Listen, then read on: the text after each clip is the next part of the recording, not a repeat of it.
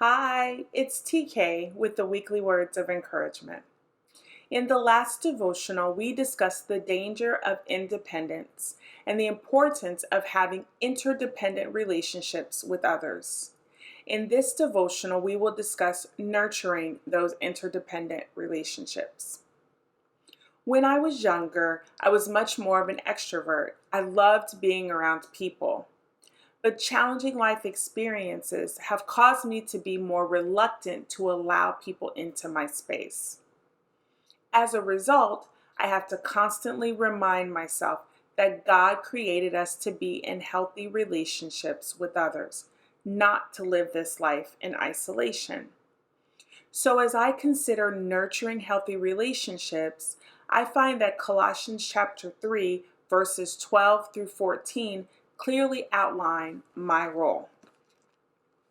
Since God chose you to be the holy people he loves, you must clothe yourselves with tenderhearted mercy, kindness, humility, gentleness, and patience. Make allowance for each other's faults and forgive anyone who offends you. Remember, the Lord forgave you, so you must forgive others. Above all, clothe yourselves with love, which binds us all together in perfect harmony. These verses make it clear that we can nurture healthy relationships with others by expressing tenderhearted mercy, kindness, humility, gentleness, and patience, as well as forgiving others and love. If this is our role, we need to ask ourselves some questions. Am I merciful or cruel? Am I kind or hateful? Am I humble or proud? Am I gentle or harsh? Am I patient or easily irritated? Am I forgiving or unrelenting? Am I showing the love of Christ in my relationships with others? Our honest answers to these questions will help us see where we need to make changes so we can ensure that our relationships are healthy. Let's discuss these characteristics starting with tenderhearted mercy. Another way to say this is compassion. We see examples of compassion in the teachings and actions of Jesus. For example, in the parable of the Good Samaritan, Jesus notes that the Samaritan had compassion for the injured man left on the side of the road to die.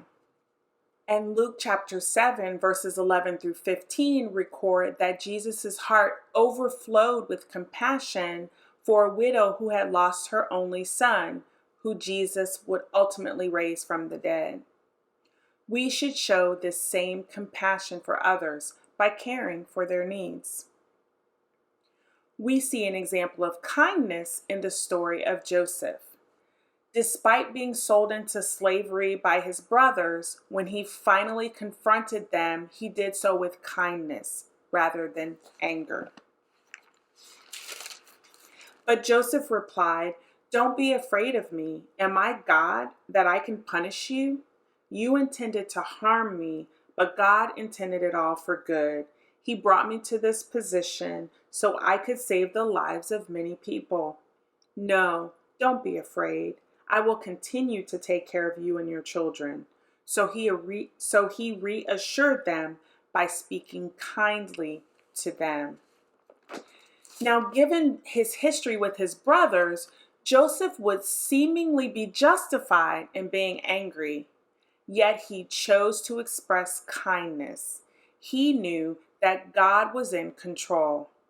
We can follow Joseph's example by choosing kindness over anger.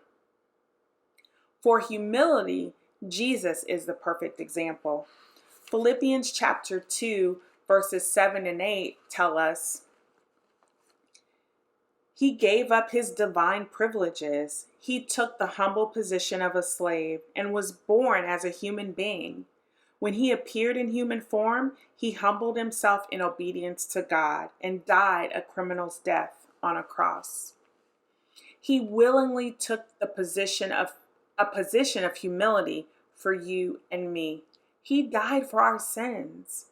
We should do the same by following Paul's admonition to the church in Philippi. Be humble, thinking of others as better than yourselves. Next is gentleness. Our words and tone should be gentle. Proverbs chapter 15, verse 1 tells us, "A gentle answer deflects anger, but harsh words make tempers flare." I love how my study Bible addresses gentleness. Have you ever tried to argue in a whisper? It is equally hard to argue with someone who insists on answering gently. On the other hand, a raised voice and harsh words almost always trigger an angry response. Even in the midst of tense situations, we can choose to answer gently. Patience, like kindness and gentleness, is a fruit of the Spirit. According to Dr. Tony Evans' Bible commentary, to exercise patience is to be long-suffering instead of short-tempered. This means we tolerate the imperfections of others the same way we want them to tolerate our imperfections. We shouldn't be quick to kick someone to the curb or to cancel them just because they make a mistake. As Paul instructed us in Colossians chapter 3, verse 14, make allowance for each other's faults. Paul then encourages us to be forgiving. God has forgiven us, so we should forgive others. As my study Bible states, the key to forgiving others is remembering how much God has forgiven you. Realizing God's infinite love and forgiveness can help you love and forgive others. Speaking of love, Paul finally instructs us to clothe ourselves with love. Love is the glue that ties all the other components together. To nurture healthy relationships, we can add love as the binding agent that solidifies our expression of tenderhearted mercy, kindness, humility, gentleness, patience, and forgiveness.